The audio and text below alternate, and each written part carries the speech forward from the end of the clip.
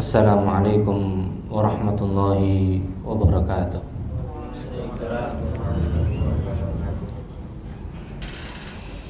Innal hamdalillah nahmaduhu wa nasta'inuhu wa nastaghfiruh wa na'udzu billahi min shururi anfusina wa min sayyiati a'malina. Man yahdihillahu fala mudilla lahu wa man yudlil fala hadiya lahu. Wa ashhadu an la ilaha illallah wahdahu la syarika lah. Wa ashhadu anna Muhammadan abduhu wa rasuluh. Qala Allah ta'ala fi kitabihil karim, ya ayyuhalladzina amanu taqullaha haqqa tuqatih wa la tamutunna illa wa antum muslimun. Ya ayyuhan nasu taqu rabbakum alladzi khalaqakum min nafsin wahidah wa khalaqa minha zawjaha wa batha minhuma rijalan katsiran wa nisaa wattaqullaha alladzi tasaaluna bihi wal arham innallaha kana 'alaikum raqiba. Ya ayyuhalladzina amanu taqullaha wa qulu qawlan sadida yuslih lakum a'malakum wa yaghfir lakum dhunubakum wa may yuti'illaha wa rasulahu faqad faza fawzan 'azima. Amma ba'd, fa inna asdaqal kalami kalamullah wa khairal hadi hadi Muhammadin sallallahu alaihi wasallam wa syarral umuri muhdatsatuha fa inna kulla muhdatsatin bid'ah wa kulla bid'atin dhalalah wa kulla dhalalatin finnar. Jamaah kaum muslimin dan muslimah yang semoga senantiasa tercurahkan dan terlimpahkan rahmat serta taufik dari Allah Subhanahu wa taala. Alhamdulillah, kita di pertemuan malam hari ini bisa mengawali pertemuan kita dengan khutbatul hajah, yaitu merupakan rangkaian dari apa yang biasa dicontohkan oleh Nabi dan Rasul kita Muhammad sallallahu alaihi wasallam, yang itu tidak lain adalah sebagai bentuk iktidaan lahu, kita mentauladani dan berittiba kepada Nabi dan Rasul kita Muhammad sallallahu alaihi wasallam, yang dimana kunci dan juga inti dari menteladani mengikuti Nabi dan Rasul kita Muhammad sallallahu alaihi wasallam adalah dengan bagaimana? Kunci dari kita mengikuti petunjuk Nabi sallallahu alaihi wasallam itu apa?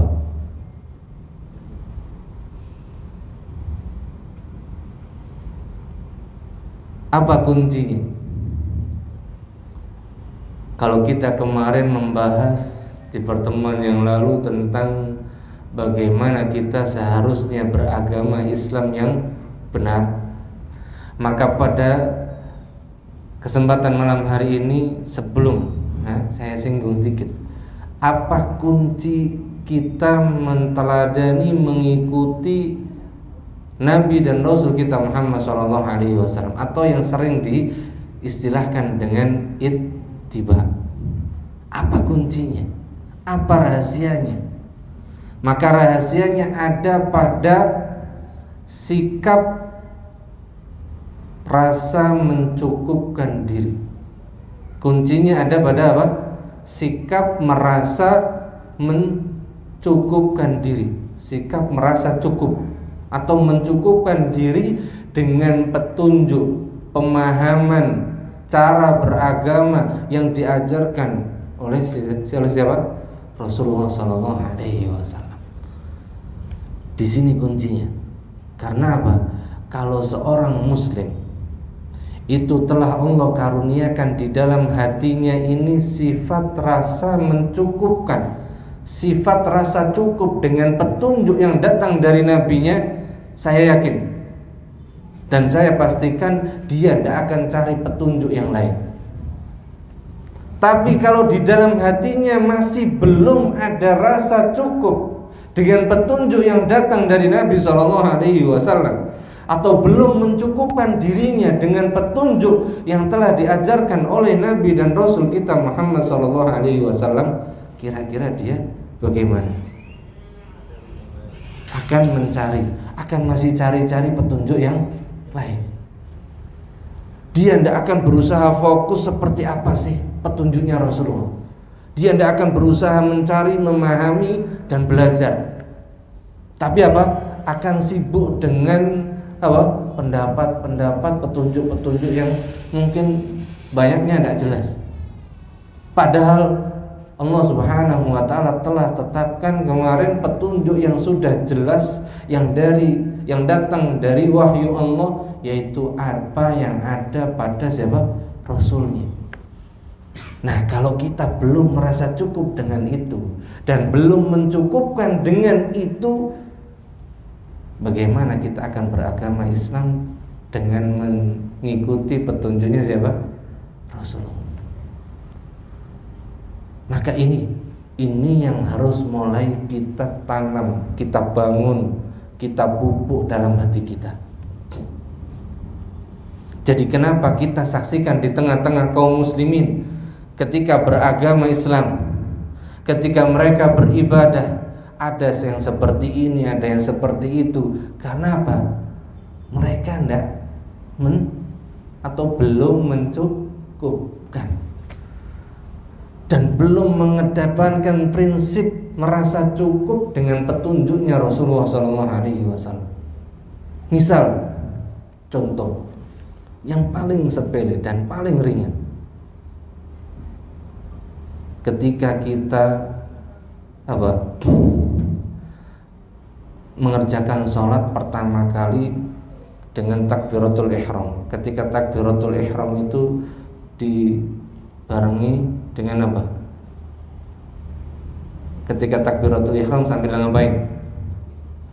Sambil mengangkat kedua tangan. Bisa bareng, bisa sebelum, bisa sesudah. Ini 3 cara. Loh, emang bisa 3-tiganya? Iya, karena itu petunjuk yang datang dari Rasulullah. Jadi kalau ada yang mengatakan takbir Allahu Akbar tadi mengangkat tangannya harus bareng saja, maka dia telah membatasi petunjuk yang datang dari Rasulullah. Ini juga tidak boleh. Maka apa? Berarti kalau ketiga-tiganya datang dari Rasulullah, jadi mengangkat tangannya dan takbirnya itu, takbirnya bisa sebelum, bisa bareng, bisa sesudah. Ini semuanya jelas dan ada petunjuknya. Nah, yang jadi permasalahan atau yang saya mau tanyakan sama diri kita semuanya, bagaimana sifat mengangkat kedua tangan ketika sholat? Bagaimana caranya? Nah, ini kalau kita tidak mencukupkan dengan petunjuknya Rasulullah, kita akan saksikan bagaimana manusia mengangkat kedua tangan. Berapa banyak versi? Ada yang belum sampai terus turun lagi, ada yang sambil ngegem, ada yang digerakkan cuman ini shit gitu. Ada nggak? Ada. Kemudian ada lagi yang, loh, kenapa beda-beda? Terus seperti apa petunjuknya Rasulullah? Kan gitu. Ayo, siapa yang bisa jawab? Monggo. Kan tiap hari salat nih. Ya, ini baru satu sekian dari seluruh pembahasan ilmu atau pembahasan agama Islam. Dan pembahasan ini sepele. Dan mengangkat kedua tangan ketika sholat itu hukumnya apa? Loh, ini masalah sunnah. Tapi siapa yang tidak mengangkat tangan ketika sholat, berarti dia telah menyelisihi Rasulullah, menyelisihi petunjuknya beliau. Maka kalau sudah mengangkat tangan, di sini para ulama tegaskan, kalau kamu mau mengikuti dan betul mengikuti petunjuk Rasulullah, berarti kalau mau mengangkat tangan maka sempurnakanlah. Nah, terus bagaimana petunjuk mengangkat tangannya?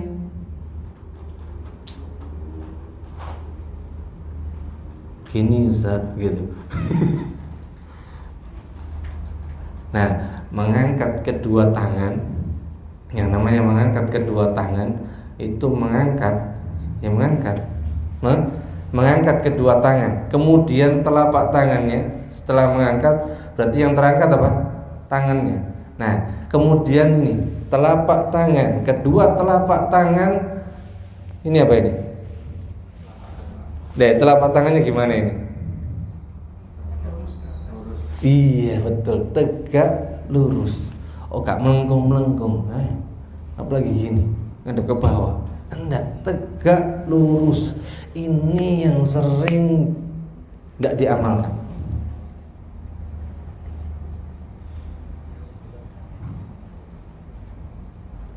Kata rawi hadis tersebut, yamuddu yadayhi maddan. Beliau mengangkat kedua tangannya sambil menegakkan tangannya lurus. Baru setelah tegak lurus apa? Berarti karena posisinya kita kan ngadepnya kemana? Kiblat. Berarti tegak lurus ngadep kiblat. Kemudian baru ndak rapet, ndak renggang, biasa saja. Itu ketika mengangkat kedua tangan.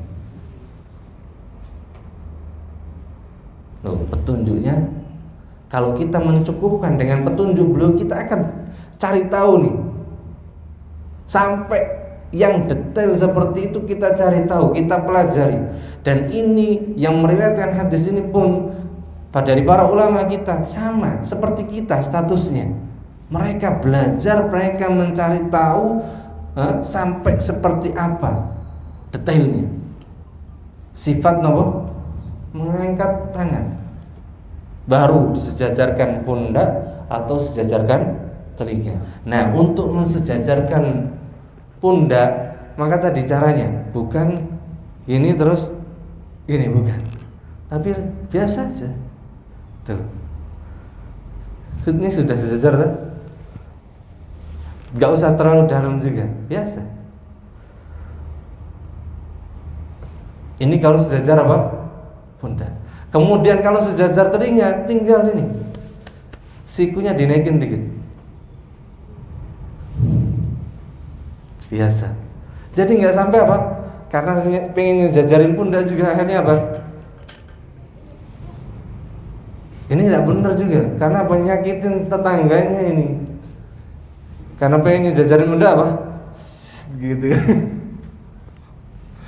Nah, yang seperti ini, kalau kita tidak memiliki sikap mencukupkan diri, merasa cukup dengan apa? Petunjuk yang datang dari Rasulullah, maka kita baru angkat tangan aja, masing-masing versinya sendiri. Maka beruntung dan berbahagialah seorang muslim yang dia dijadikan hatinya tunduk, taat, dan hanya mencukupkan dengan petunjuk yang datang dari siapa? Rasulullah SAW. Itu nikmat yang tak tertandingi, melebihi nikmatnya dunia dan seisinya. Nah, ini sebagai mukaddimah kita. Maka kita mohon kepada Allah Subhanahu wa taala, mudah-mudahan Allah senantiasa anugerahkan kepada kita sifat merasa cukup dengan apa yang telah ditunjukkan oleh Nabi dan Rasul kita Muhammad sallallahu alaihi wasallam. Kemudian kita mulai pembahasan kita di poin yang ke-8 dari kitab Menanti Buah Hati, yaitu kapankah seseorang menjadi manusia di dalam rahim ibunya. Kapan? Maka jawabnya yaitu apabila telah melewati usia 120 hari. Janin yang ada dalam rahim seorang ibu akan menjadi manusia ketika telah melewati usia 120 hari. Hal ini sebagaimana ditegaskan dalam hadis yang diriwayatkan oleh Imam Al-Bukhari dan juga Imam Muslim dari sahabat Abdullah ibn Mas'ud radhiyallahu taala anhu qala haddatsana Rasulullah sallallahu alaihi wasallam inna ahadakum yujma'u khalquhu fi batni ummihi arba'ina yawman, telah mengabarkan kepada kita, kepada kami, yaitu para sahabat Rasulullah sallallahu alaihi wasallam, Rasulullah sallallahu alaihi wasallam, sesungguhnya salah seorang dari kalian dikumpulkan penciptaannya pertama kali fi batni ummihi, di dalam perut ibunya, arba'ina yawman, selama 40 hari. Yaitu dikumpulkan di sini, yaitu maksudnya apa?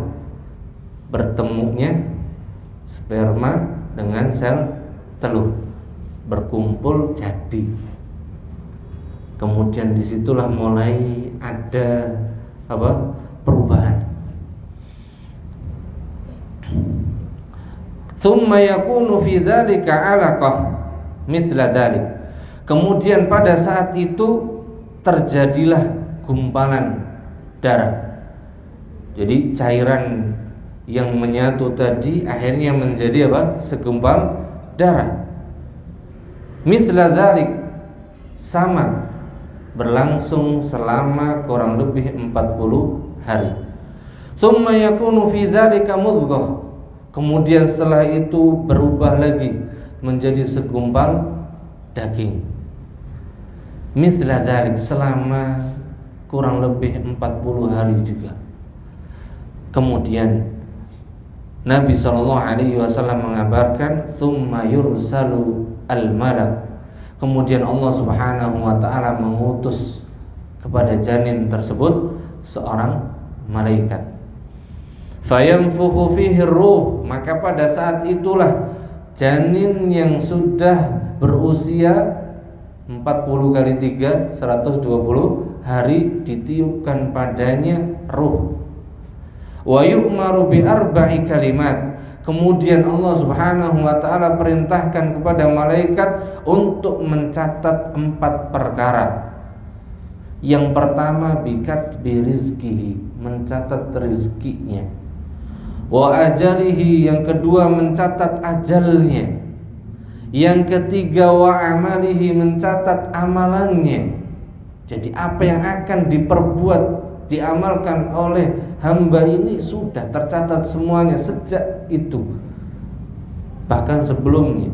Wa syaqiyun au sa'idun, kemudian dia akan dicatat apakah dia termasuk golongan orang-orang yang bahagia atau orang-orang yang sengsara.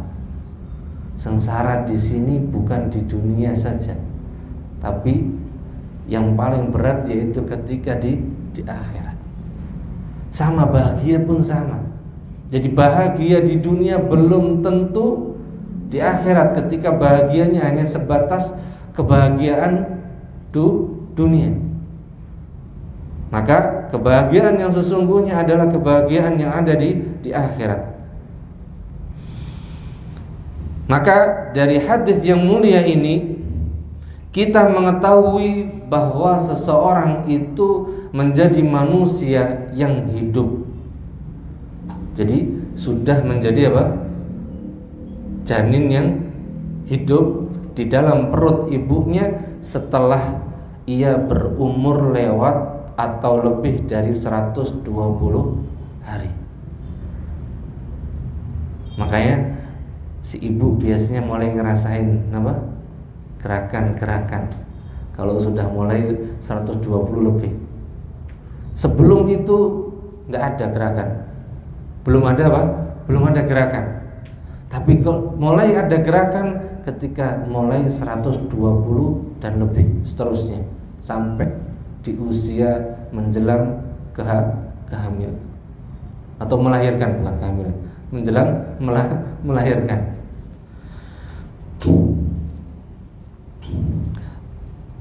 Maka di sini dijelaskan imma 120 hari menurut zahirnya hadis di atas, setelah genap 40 hari yang ketiga kemudian ditiupkan roh, atau 130 hari kurang lebih, yaitu 4 bulan 10 hari. Ini sebagaimana keterangan beberapa ulama, di antara Imam Qadhi Iyad, sebagaimana dijelaskan oleh Imam Al-Hafidh Ibn Hajar dalam kitabnya Fathul Bari. Jadi penjelasan Imam Qadhi Iyad diantaranya yaitu bahwasanya janin ini sudah mulai hidup kurang lebih 130. Kalau zahirnya hadis maka usianya 120. Kalau penjelasan Imam Qadhi Iyad sebagaimana yang dijelaskan oleh Al-Imam Al-Hafidh Ibn Hajar dalam syarah Sahih Bukhari yaitu Fathul Bari, maka disebutkan di situ berapa? 130 hari atau 4 bulan 10 hari.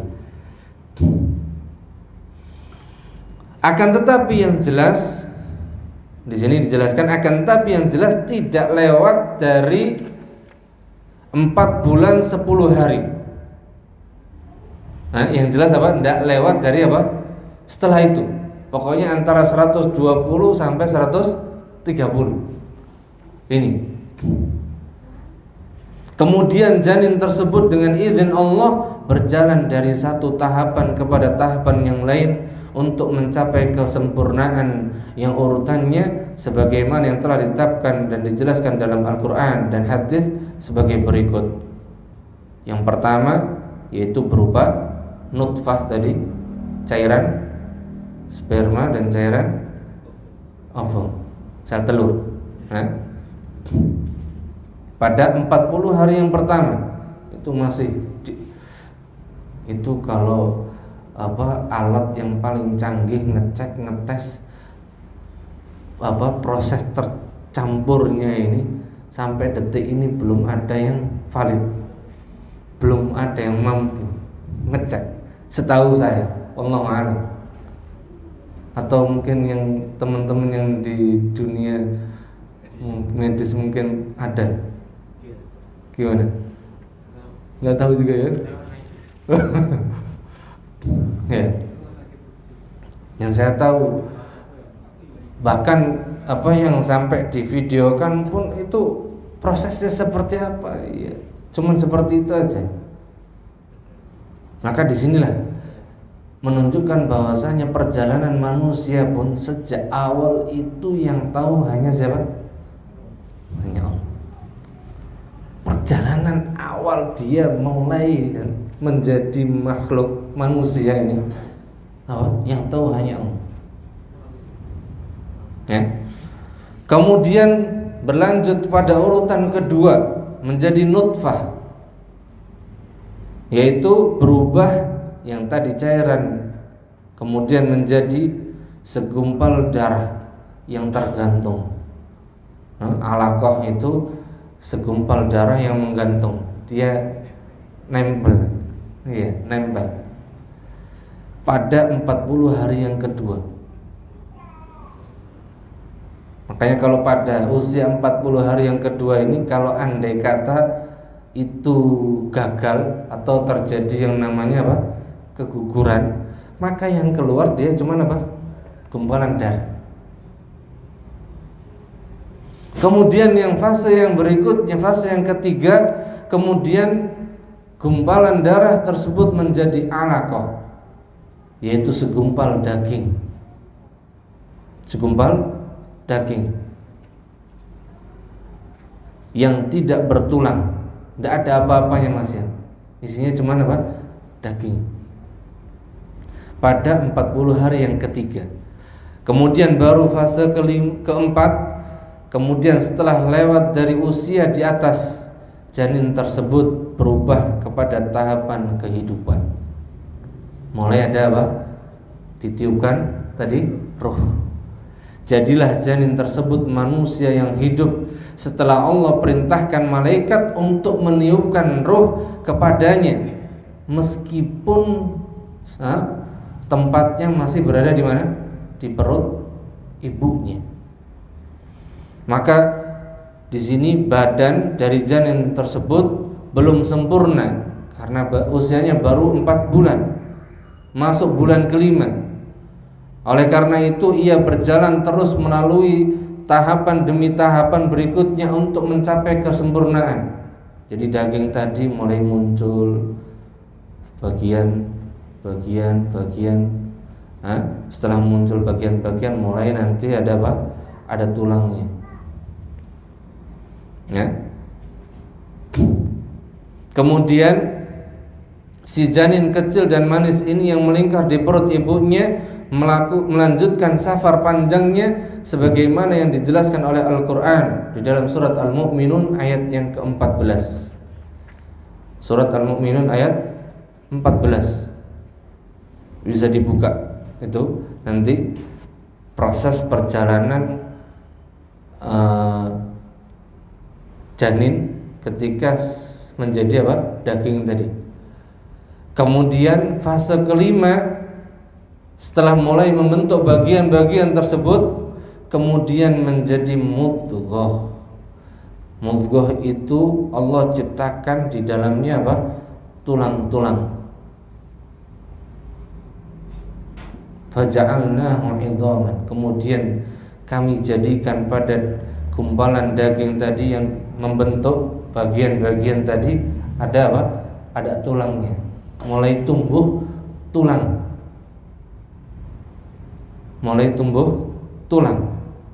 Kemudian fase ke-6, kemudian tulang-tulang tersebut Allah Subhanahu wa taala bungkus dengan daging. Fakasawnal 'idhama lahma. Kemudian kami bungkus tulang-tulang itu dengan apa? Daging. Untuk menutupinya dan memperkuatnya. Kemudian yang ketujuh, kemudian dengan izin Allah Subhanahu wa taala setelah sempurna, setelah tulang-tulang tadi sempurna kemudian terbungkus semuanya sempurna. Jadi jari-jari pun sudah terbungkus, kaki sudah terbungkus, kepala terbungkus semuanya, bahkan sudah tumbuh apa? Rambut. Maka dengan izin Allah Subhanahu wa taala lahirlah manusia yang baru yang berbeda bentuknya dengan yang lain. Lahir manusia baru yang berbeda dengan bentuk yang lain. Karena setiap janin yang baru lahir ini pasti tidak sama dengan yang lain. Dan inilah diantara bentuk maha kuasanya siapa? Allah Subhanahu wa ta'ala. Maka berkahlah Allah sebaik-baik pencipta. Maka dengan kehendak Allah juga ada kalanya janin tersebut tidak jadi, yaitu apa? Yang disebut dengan keguguran, baik yang telah terbentuk atau belum terbentuk tadi. Yaitu dalam prosesnya tadi dengan izin Allah ternyata apa? Tidak jadi. Bahkan ada yang sudah sempurna, sudah lahir harus apa? Harus meninggal. Dan itu semuanya sudah berjalan dengan ketetapan dan takdir Allah Subhanahu wa ta'ala. Maka dengan ini kemudian muallif penulis menjelaskan, kemudian di bawah ini ada beberapa permasalahan hukum yang penting harus diketahui. Yang pertama yang berkaitan dengan masalah menggugurkan kandungan. Jadi bagaimana hukumnya? Atau yang kita kenal dengan istilahnya apa? Aborsi. Bagaimana hukumnya menggugurkan kandungan?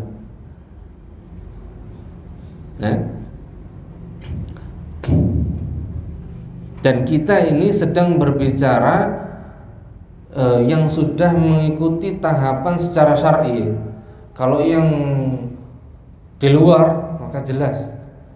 Maksudnya kalau ada kehamilan di luar dari prosedur syar'i maka ini sebetulnya tidak masuk gitu. jelas karena caranya sudah terlarang, tidak ditetapkan oleh syariat, dilarang oleh syariat, maka jelas berarti yang lainnya pun melanggar semua kan gitu. Nah sekarang ini kalau jalurnya jalur syar'i semua, jadi asal pembahasannya di sini kalau syar'i, maka bagaimana hukum menggugurkan kandungan dengan sengaja? Ada beberapa keadaan yang berbeda hukumnya dilihat dari usia janin dan maksud dari pengguguran tersebut. Keadaan yang pertama, menggugurkan kandungan dengan sengaja setelah usia janin lewat 120 hari. Setelah janin lewat dari usia 120 hari, berarti 121 sampai 130 hari tadi, tanpa sebab yang dibenarkan oleh syariat, hanya semata-mata karena di sini hamil di luar nikah atau tidak mau mempunyai anak lagi. Berarti kalau hamil di luar nikah tadi yang di luar dari ketetapan syarat. Nah sekarang yang dia menggugurkan karena tidak mau punya anak lagi, tapi di usia kehamilan berapa? 120 sampai lebih dari 120 hari atau 121 sampai 130 hari.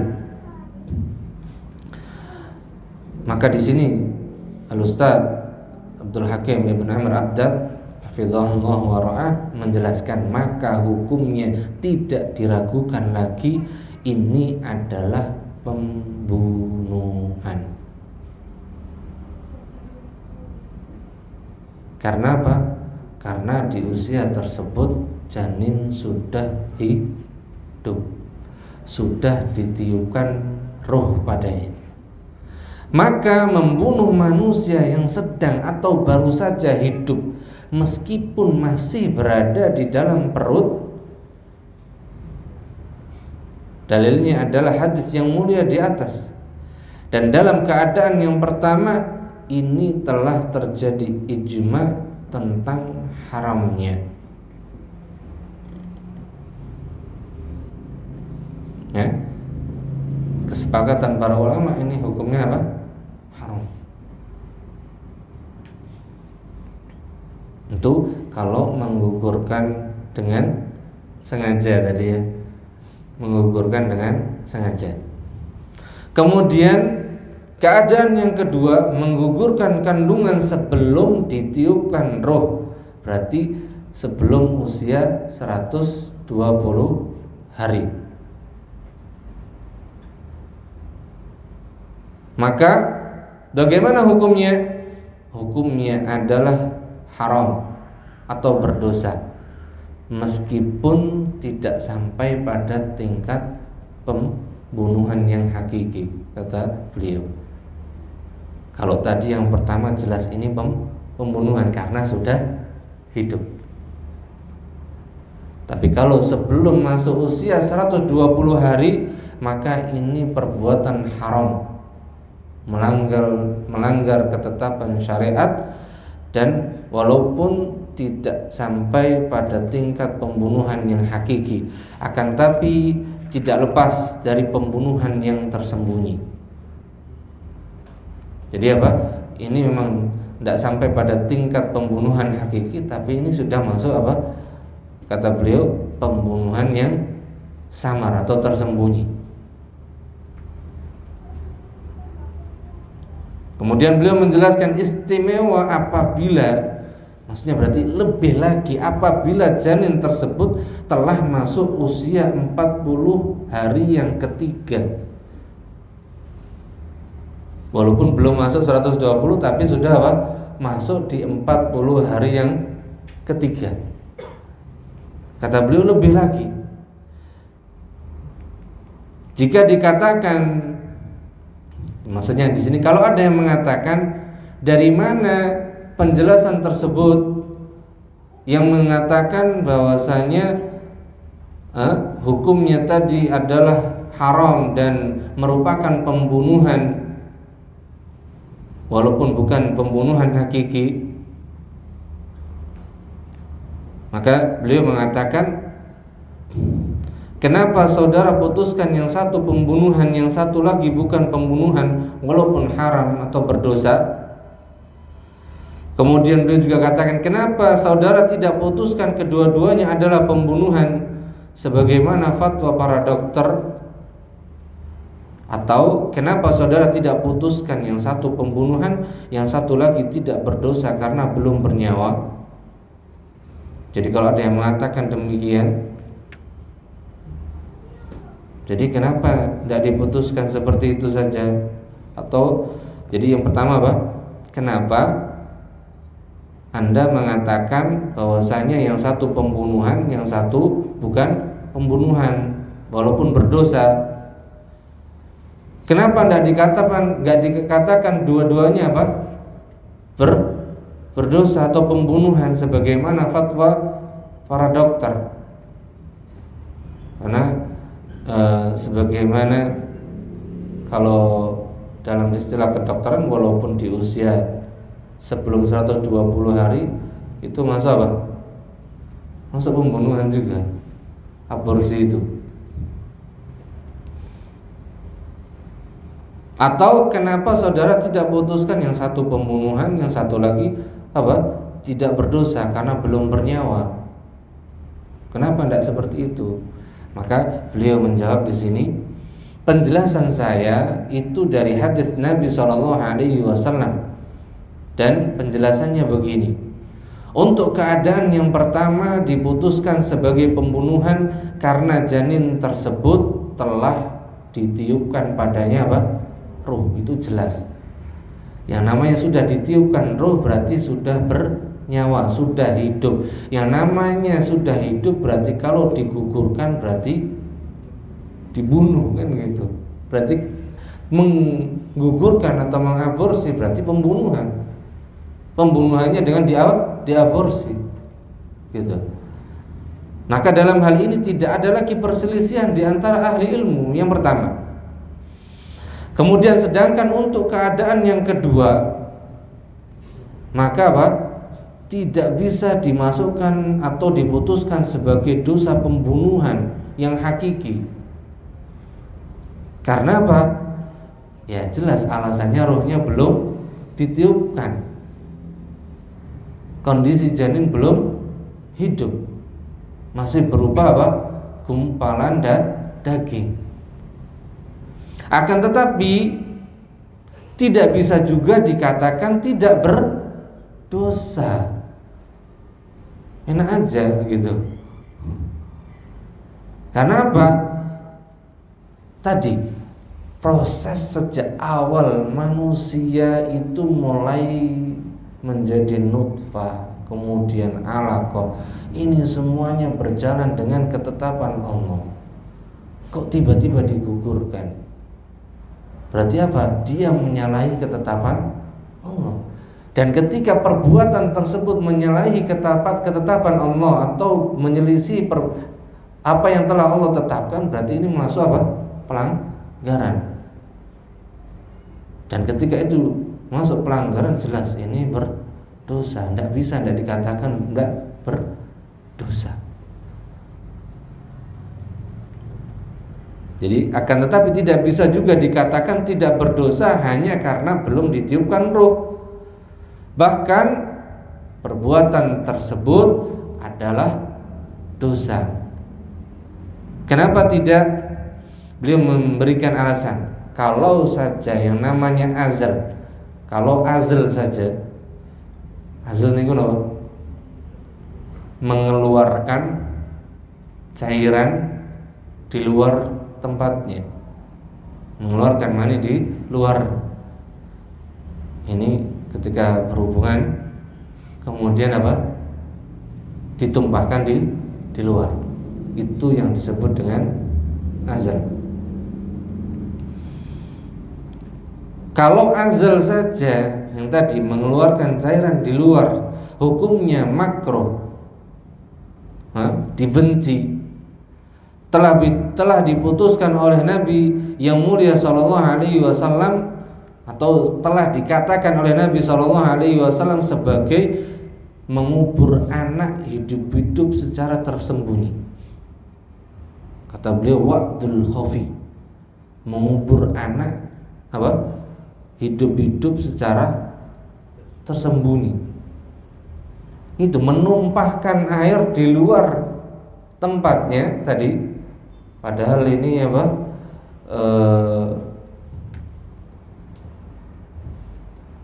Yang masih berupa cairan tadi, itu sudah dikatakan oleh Nabi dengan apa?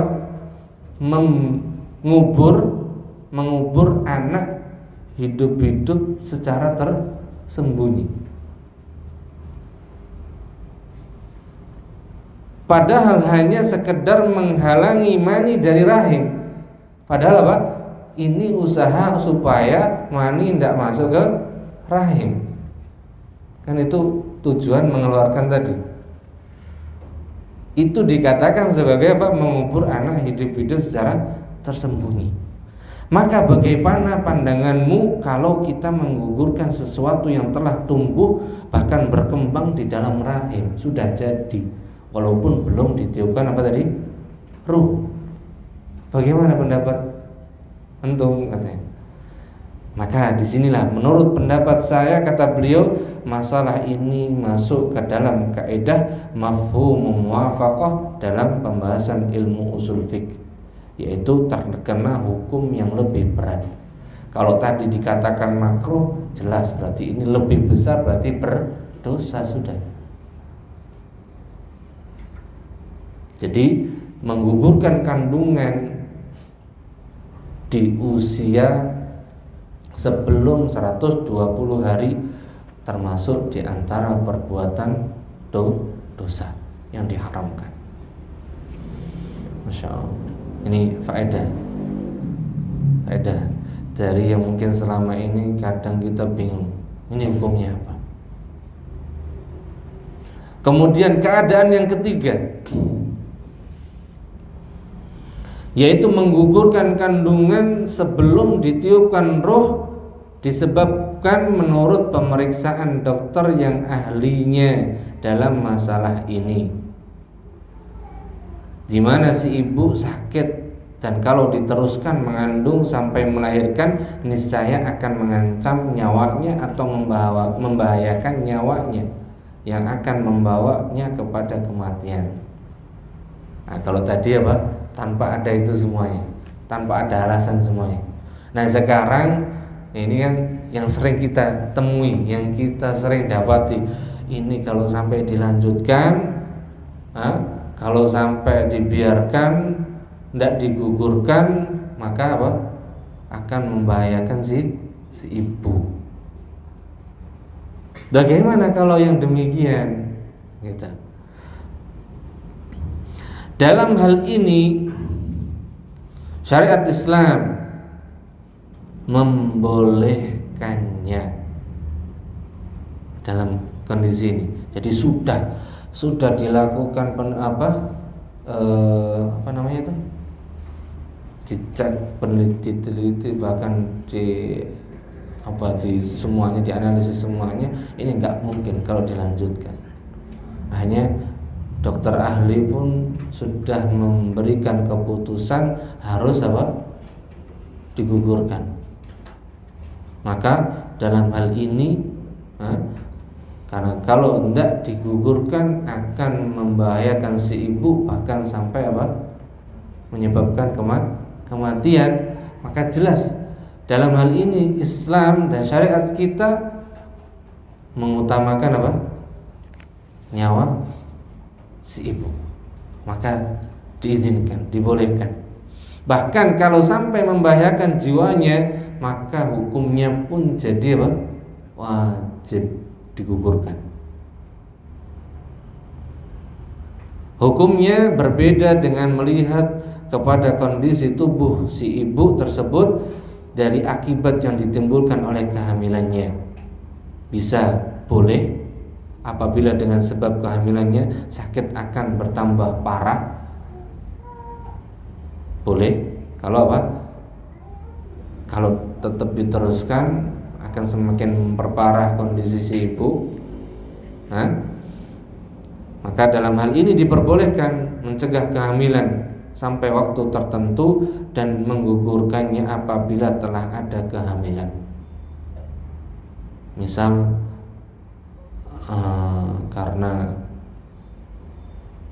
sesuatu atau penyakit dan yang semisalnya, kemudian ternyata hamil, dan ini kehamilan ini kalau diteruskan maka akan semakin memperparah sakit si ibu tersebut, maka boleh untuk mencegah kehamilan sampai waktu tertentu dengan cara menggugurkannya karena sudah kadung jadi.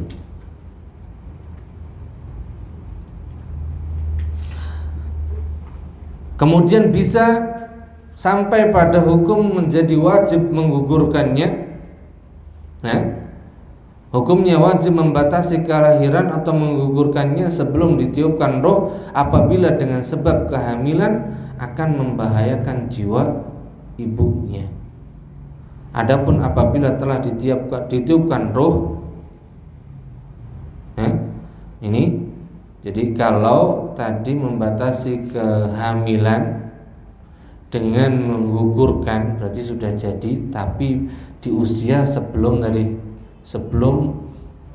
ada roh, maka ini dengan sebab kehamilan atau membahayakan jiwanya, maka hukumnya bisa menjadi wajib. Adapun apabila telah ditiupkan roh, beliau menjelaskan janganlah ia gugurkan. Janganlah ia gugurkan kalau sudah di usia lebih dari 120 hari, dan hendaklah ia bertakwa kepada Allah Subhanahu wa ta'ala. Karena kalau sudah hidup tadi, kalau sudah hidup atau sudah ditiupkan roh, ya berarti ini berjalan dengan ketetapan dan takdir Allah. Maka saran dan nasihat beliau tadi, jangan digugurkan kecuali betul-betul kadang vonisnya dokter pun kadang masih meleset kok.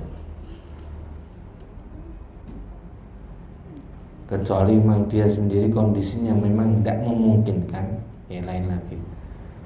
Ya, itu kadang ini juga dikembalikan kepada kondisi.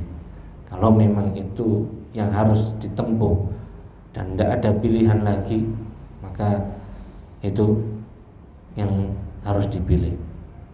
Tapi kalau masih ada kemungkinan untuk bisa mempertahankan karena sudah di usia lebih dari 120 hari, maka hendaknya bertakwa kepada Allah Subhanahu wa ta'ala karena sudah jadi dan sudah hidup.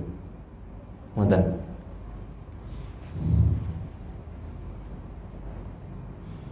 Ini yang pertama terkait dengan hukum menggugurkan atau aborsi. Kemudian yang kedua ini terkait dengan pasca pengguguran. Apakah ibu tersebut ketika dia menggugurkan dihukumi nifas? Bagi perempuan yang menggugurkan itu dihukumi nifas atau dihukumi apa? Nah, ini juga kadang bingung juga ya. Nah, di sini dibahas. Dalam masalah ini ada 3 keadaan bagi perempuan yang keguguran. Ada 3 keadaan bagi perempuan yang keguguran. Yang pertama, apabila keguguran itu terjadi setelah bayi yang dikandungnya berumur di atas 120 hari.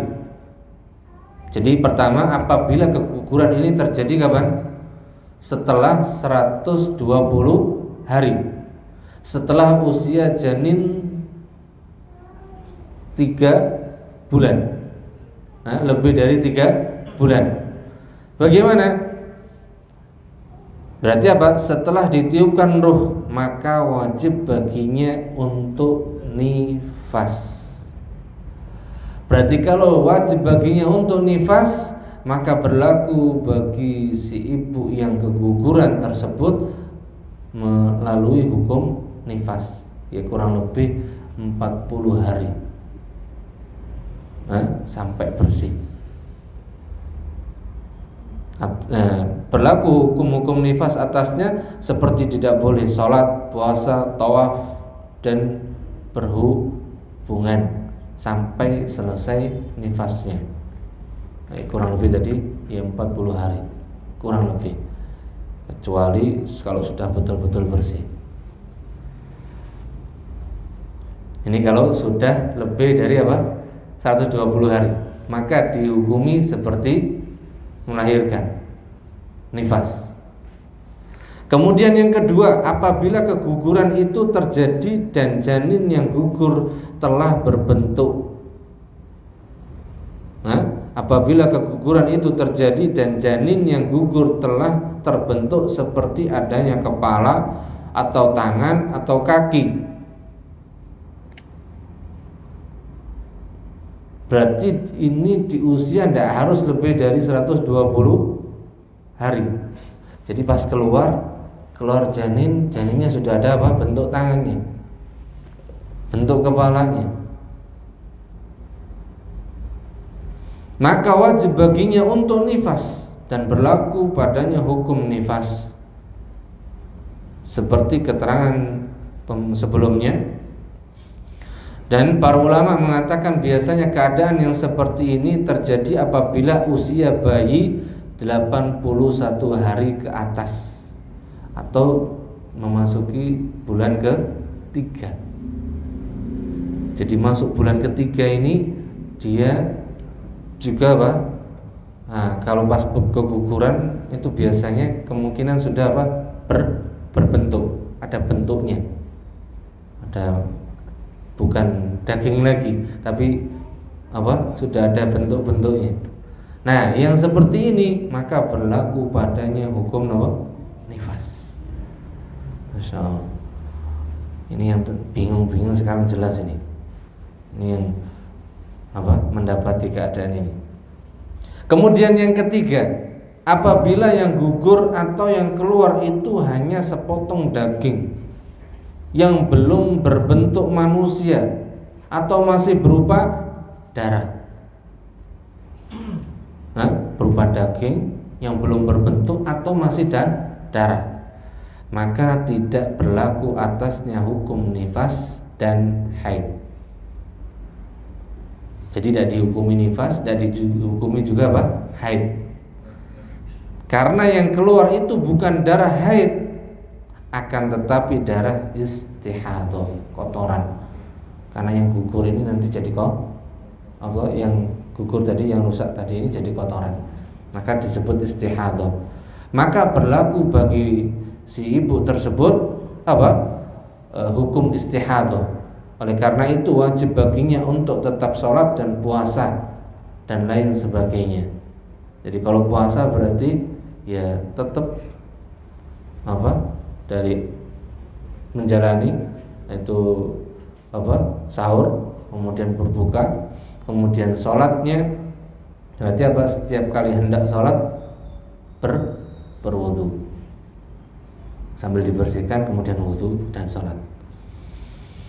Maka dari keterangan di atas dapatlah diambil pelajaran hendaknya setiap wanita memperhatikan kapan ia mulai hamil, kata beliau. Dan ini suami juga harus paham, biar gak bingung istrinya juga. Kemudian paling tidak tahu ini bagaimana menyikapi kalau mendapati kondisi seperti ini. Masya Allah.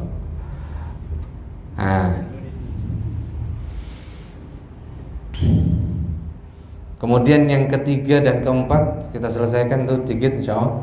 Masalah ketiga, kalau mendapati keguguran tadi, maka bagaimana hukum mensolati anak yang keguguran? Disolati apa enggak? gitu kan. Maka disyariatkan yang hukumnya sunnah tidak wajib mensolati, disyariatkan yang hukumnya sunnah tidak wajib mensolati anak-anak yang keguguran dengan syarat usianya telah lebih dari 120 hari.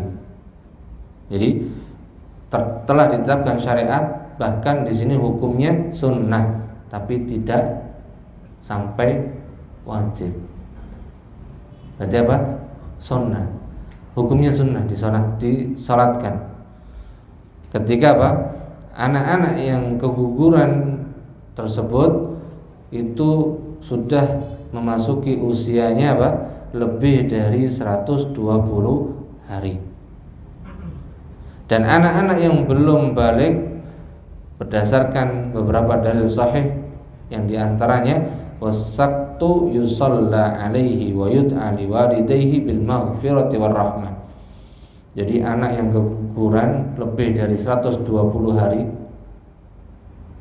dan bahkan sampai anak itu sebelum usia balik, itu hukumnya sunnah.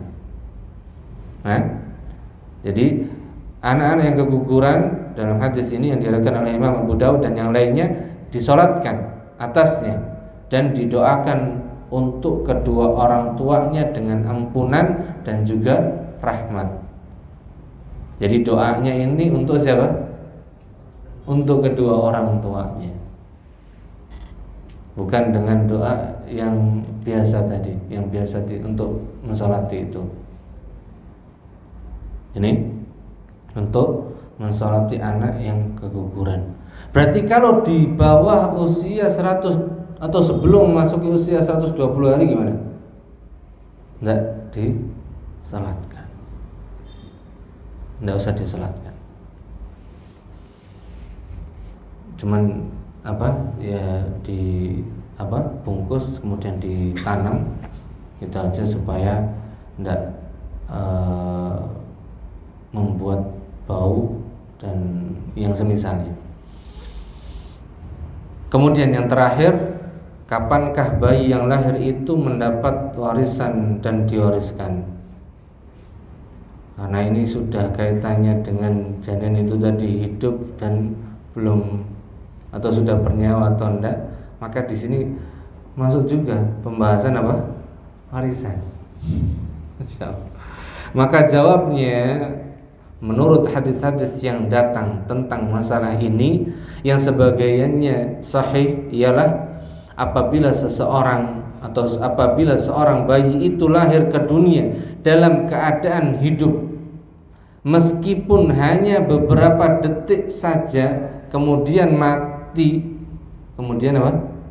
Saya ulangi. Apabila bayi itu sudah lahir ke dunia, berarti kalau masih dalam kandungan belum sampai lahir keguguran, berarti tidak masuk pembahasan warisan. Yang masuk berarti kalau sampai terlahir ke dunia, lahir kemudian tadi dihukumi bayi ini hidup walaupun hanya beberapa saat, nangis ter kemudian mati. Nonton ya? Kemudian mati, baik lahirnya dengan cara keguguran atau dengan jalan biasa. Keguguran di usia yang biasanya sudah ada ini tadi masuk usia 6 sampai 7 itu lahir, kemungkinan ada kemungkinan hidup. Ada kemungkinan hidup. Maksudnya kemungkinan hidup lahir langsung gerak atau nangis. Dan itu bisa jadi hidup dan bisa jadi setelah itu meninggal dengan izin Allah, dengan takdir Allah Subhanahu wa taala. Baik dengan keguguran atau dengan jalan biasa, maka dia wajib mendapat waris dari harta peninggalan orang tuanya. Misal bapaknya meninggal lebih dahulu, maka anak berhak mendapatkan warisan. Walaupun ujungnya juga nanti meninggal juga. Dalam syariat kita tetap dapat. nanti ada hitungannya dan ada caranya. Kemudian karena ia pun wafat, maka hartanya diwariskan kembali kepada keluarganya yang terdekat dari pihak bapak. Nah, jadi karena anaknya ini tadi pun meninggal, maka apa? Hartanya pun diwariskan lagi kepada siapa? Keluarganya yang terdekat dari pihak bapak.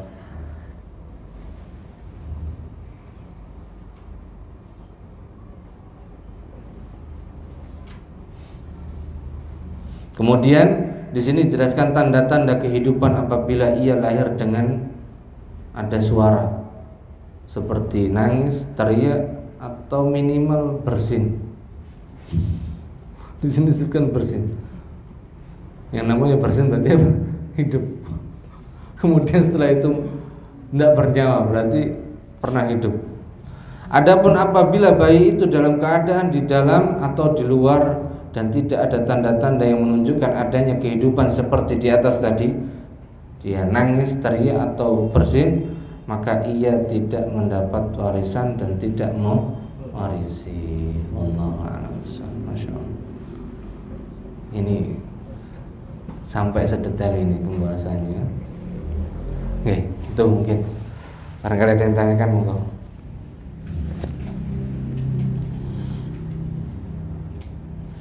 Kayak jelas sana, ya, detail sana gitu. Jangan perlu ditanyakan. Oh.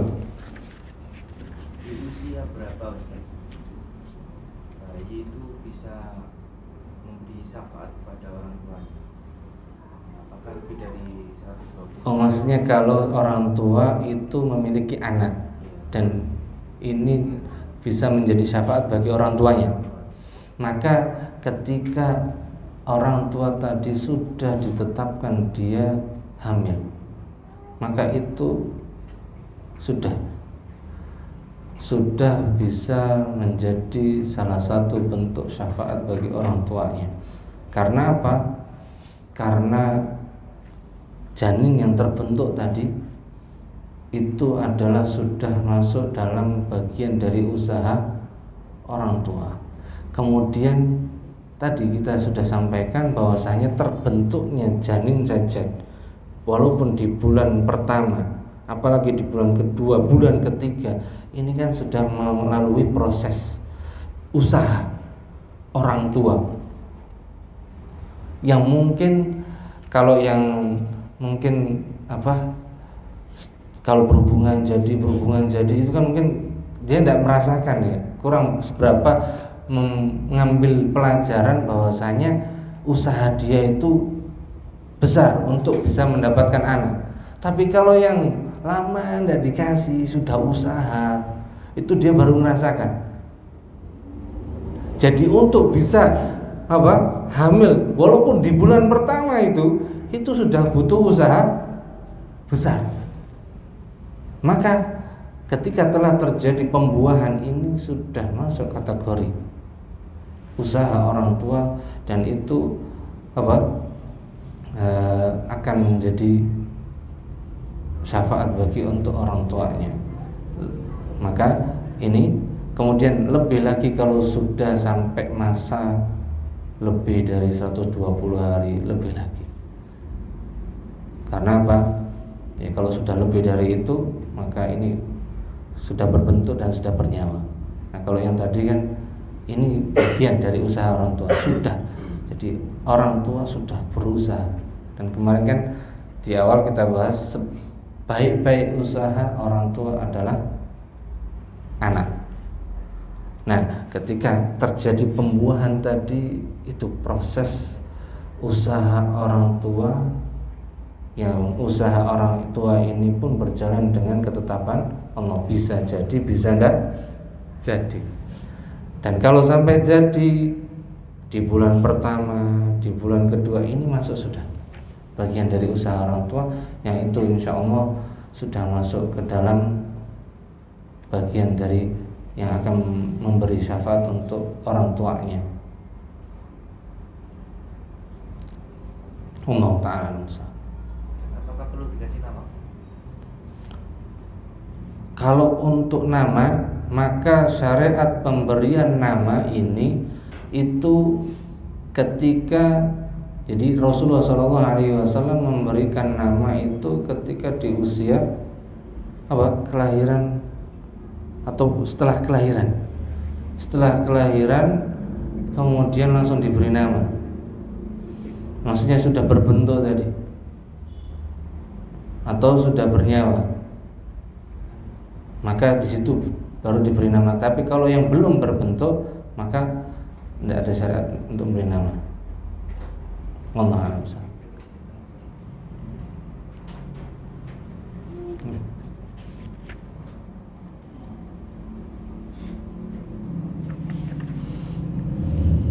Itu mungkin ya, insyaallah mudah-mudahan yang sedikit ini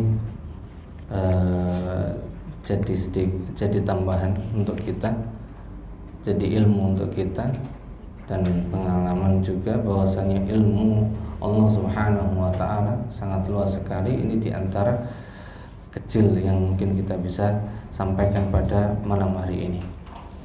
Allah taala alam bisawab. Wa sallallahu ala nabiyyina Muhammad. Subhanakallahumma wa bihamdik asyhadu an la ilaha illa anta astaghfiruka wa atubu ilaik. Wassalamualaikum warahmatullahi wabarakatuh.